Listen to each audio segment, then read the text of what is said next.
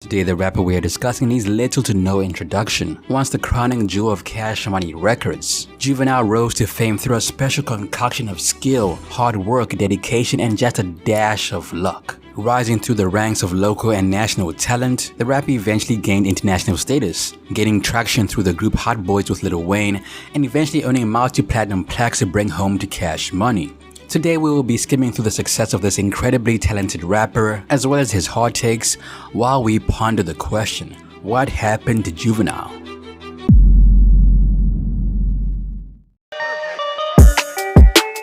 What up guys, Ali here and welcome to Ali Talks Music. Add me on Instagram at Ali Talks Music as well. And don't forget to subscribe and hit the notification bell. Now let's get into the video. Juvenile was born around 1975 and was raised in the Magnolia projects of uptown New Orleans, where he attended Catholic school and eventually began recording music as a teenager in the early 90s. Unlike most street rappers, Juvenile was pretty clean cut from the get-go and tried to avoid the street life as much as he could. I had my problems. I used to smoke the weed and get loaded and all of that, but I had to let that go because I wanted to be successful with my career. I was like, I ain't with that no more. Keeping focused on his own career rather than answering the call of the streets was probably one of the main cornerstones that Juvenile built his career around. Around 1995, at the age of 19, he signed a label deal with Warlock Records and dropped the album Being Myself as his debut. I bought myself a caddy, it's parked outside. Do anybody need a ride? Though the album did not perform on a national level, it lit his local streets on fire and captured the attention of Cash Money Records.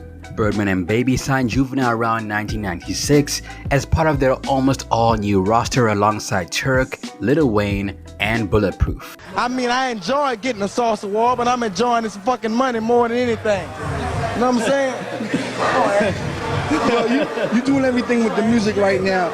I want to give you the props. Baby, talk to the people, man. This is my man, Baby. I mean, it's like... What about it? It's like riding in Puff Bentleys. It's like New Orleans pulling out all the best of shit. I mean, it's like platinum and gold. What's up, man? Like, there's a lot of activity in this cat's mouth, man.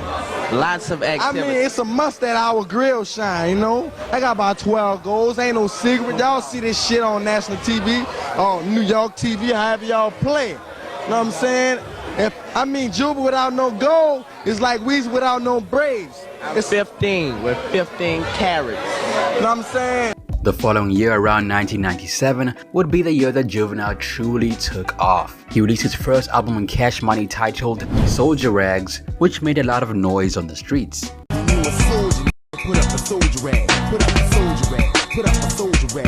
Later that year, Birdman formed the four-man collective Hot Boys out of Lil Wayne, BG, Turk, and Juvenile, and the group dropped their debut album, Get It How You Live. Up there you trying to play me, get it how you live.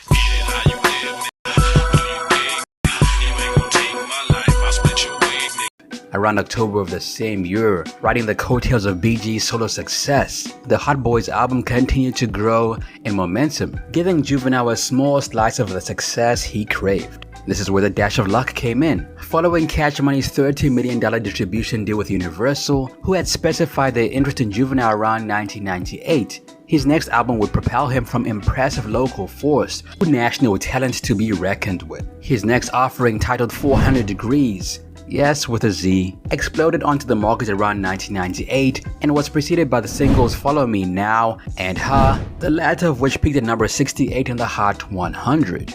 I know you ain't gonna let somebody come and punk you, huh? Stand in front you, huh? Straight up run you, huh? He then followed it up with a single called Back That Ass Up and its commercially accepted counterpart, Back That Thing Up, which peaked at number 19 on the Hot 100. Don't never forget about where you come from. Stay focused. And look out for your people, man, because they got a lot of people that ain't got nothing. And I done seen a lot of cats separate from their people and don't do nothing for them when they get up there. Don't get that big head. Cause that big head will be stars, like my folks say. Stars this year won't be stars next year. It's about longevity. If you ain't got no longevity set in your heart, and you ain't got the mind frame to stick to this, you might as as well give it up before you start.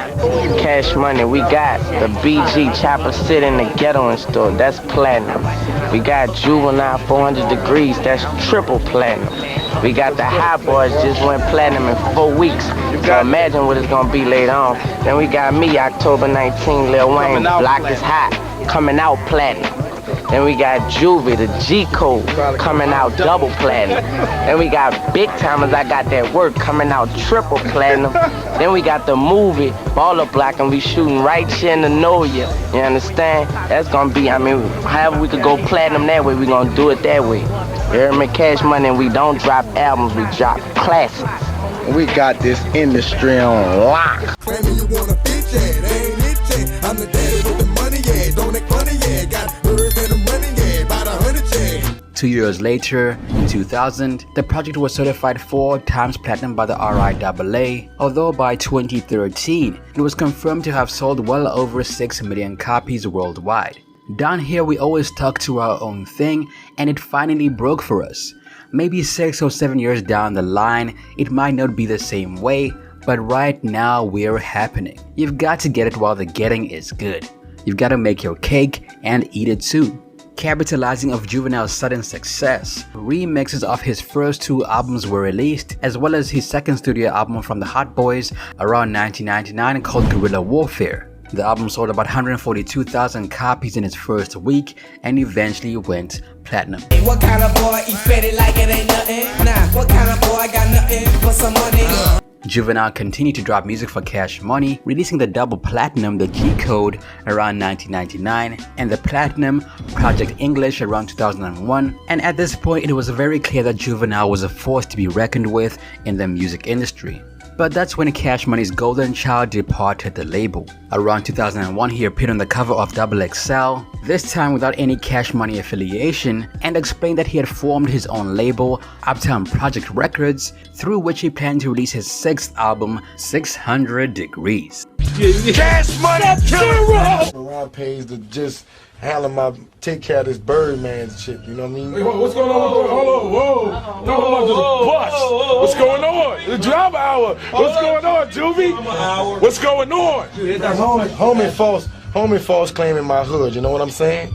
It's like first of all, you try to play me with the money. Okay, that was good. I took you to court. I played it your way. I beat you in court. I got my own deal now. Now all of a sudden you want to diminish my character and then false claim my hood and disrespect my hood. You know what I mean? So now it's like, okay, dog, we ain't even gotta shoot out. You know what I mean? We ain't gotta pull the guns out or nothing. But you know I'ma see you, so you might as well stop ducking me and just come on from under the rock and fight me. Tell them big old 6'9" security guards.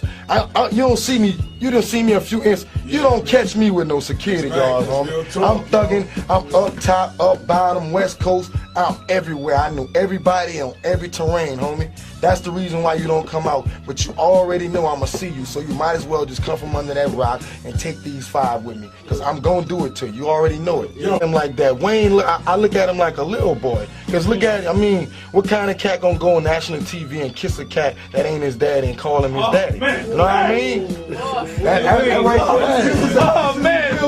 Radio. This is officially Real Talk Radio. Drama Hour. Ain't the picture wrong. And for you cats out there that think we be kissing, that's how we get along. No, how they gonna we don't rock like that. I don't know what kind of picture they was trying to paint. This ain't no mafia. Right, that was cool. Cash Money wasn't no mafia, you know what I mean? And you definitely wasn't a mob boss or nothing like that. So I don't understand where the whole kissing situation came in at. You know what I mean? That's why I'm just here to entertain the foolishness. I'm gonna get rich off punishing Cash Money. That's my game plan. I'm gonna put y'all under, so y'all better quit now. I mean, put your guards down. See, we put out, man. Oh, we stopped them from kissing. Y'all ain't noticed they just stopped kissing all of a sudden? Yeah, they stopped. Me and Skip put a song out called A Hoe, man. Yo, hoe, you kissing a nigga. What kind of nigga kissing another man? A hoe. Like that, homie. Like, boy, y'all got people thinking we kiss down here. Hell no, nigga. We don't rock like that, man. Nigga, they did it on 106. I sat there and watched it like, oh, they verified it. We gotta drop the mix CD now. I done been to the pen. I done been to the pen. Yeah, drop it no now. fucking man. We also got to find out that there were internal problems within Cash Money. You're always gonna miss it cause it was family, but then you find out that it's not family. It's like a stab in the back. I feel sorry for the other rappers cause they don't even know what's going on and they're still over there. He further elaborated that his label mates were not being treated right, although representatives for Turk and BG disputed this claim. I'm going to be honest with you, my dogs ain't getting treated right. Turk's not getting treated right. BG is not getting treated right. Wayne on the other hand, I don't know his situation cause Wayne is always over there and Wayne listened to him like they his father. Where if you get a little deeper into Turk and BG, they beckoning for me. When baby ain't around they like, dog, take me with you, sign me, do what you can do. And hurt me to have a team like the Lakers break up. I worked hard. Baby and Slim didn't do the hard work. Us five, we did all the work and Baby and Slim got everything. This ain't a family. How's this family? With them it was a beautiful thing till the truth came out. Money did it. Money came between us. They know it, I know it. From day one, I put my trust in them and then you go back and check the paperwork and realize it ain't right. Then you look at like, I really don't like you no more. Juvenile's departure from the label sparked the demise of the Hot Boys, who had become a supergroup at that point. Following in his footsteps, BG also departed from Cash Money to start his own label, and Turk soon followed suit. By 2002, Lil Wayne was the only Hot Boy left. Now in the same year, Juvenile faced a lot of legal troubles. According to reports, Juvenile punched and stole money from his barber and eventually had to turn himself over to the police. According to the barber, Juvenile gave him an advance copy of his upcoming album, which Juvenile thought he had copied and was illegally bootlegging prior to the album's release. This resulted in the rapper allegedly punching the barber in the face and two of his associates, taking about $200 out of the barber's pockets. Juvenile then faced charges of simple battery and simple robbery and was later released on bond. On the artistic front, Juvenile renamed his label from UPR to UTP and formed a loose hip-hop collective called Uptown Project Players with himself, Soulja Slim, Skip, and Wacko, as well as occasional members Corey C and Young Buck. The group lasted from 2002 to 2007 and released the albums The Compilation around 2002, The Beginning of the End around 2004, Noli Eclipse in the same year, and Back Like We Left Something. But back to our story. By January of the following year, Juvenile had been arrested once again, and this time on drug charges. Refreshingly, Juvenile appeared on the other side of the law when he sued Cash Money around 2003. In the case, Juvenile claimed that he was scammed out of royalties and as a result, accepted an out-of-court settlement from Cash Money Records. He later recalled what he learned from the whole situation. Trust yourself and trust the paperwork. I shouldn't have trusted nobody at the company. It's a conflict of interest when the company is a manager and the situation I was in. I didn't know nothing about their business, so I went in head first trying to get the money. But I know now. With things smoothed over at Cash Money Records, Juvenile finally released his highly anticipated sixth studio album called Juve the Great. It came out around 2003 and featured the singles In My Life, Bounce Back and Slow Motion, which featured the late Soulja Slim. The album later earned platinum certification, and for the first time ever, it didn't feature exclusive production from Manny Fresh. Slow Motion was the true star of the show, as it did well on the charts. Slow motion for me, slow motion for me, moving slow motion for me. The same year, the Hot Boys' final album finally hit the charts in the form of Let Them Burn, which was made out of material stitched together from recordings prior to the group's departure from the label. However, despite Juvenile's more positive outlook on Cash Money, the entire situation had left a bitter taste in Birdman's mouth, and he was not shy to express his opinions. Juve out, left me a message talking about I wanted to kill him. He held up from the gate, so I ain't even fuck with him. Said I sent some at him. I don't know what he was talking about, but he the only I ain't reached out to. The only reason we got back into an album was because he putting all that bullshit out and that shit wasn't selling. So the best option was for him to come back. And you see the success of his comeback to the success of him right now. He ain't no success right now. He's a failure with that bullshit. On the solo front, Juvenile had a daughter around 2004, although there were minor issues about child support and his failure to pay. Juvenile then had a DNA test done and the case was resolved peacefully after he found out he was the father around 2006. Meanwhile, Juvenile was on the path to completely moving on from Cash Money. He signed a deal with Atlantic around 2005, as well as a second label deal for his UTP Records imprint. Unfortunately, before he could release solo music, his home in Louisiana was completely destroyed by Hurricane Katrina. When's the last time you been in New Orleans? I ain't been there, man. I ain't even want to go there and see that. I'm going there for the next, from the 18th to the 22nd and film and shoot and really get the truth on everything. But you know, I got a knowledge to what happened. I got a lot of knowledge about what happened. And you know, right now down there, man, what they telling me is it's subtle. Like it's really not that New Orleans vibe, but it's a lot of people that's coming back home right now. So it's getting there. Eventually, it will be there. So you say you haven't been there since the disaster? Oh no, man! I lost my house down there. You know what I'm saying? I ain't even want to go down there and see my house down because I just finished building my house a couple of months before the hurricane hit. In the aftermath of the disaster, Juvenile along with Master P and several other rappers raised funds and collected supplies for the victims of Hurricane Katrina. Juvenile then used the disaster as inspiration for his next album. The album, appropriately titled Reality Check, was released through Atlantic Records and UTP and sold about 142,000 copies in its first week. But even though the album was mildly successful, it marked the beginning of his demise. The album only managed to go gold, his lowest certification since 400 Degrees.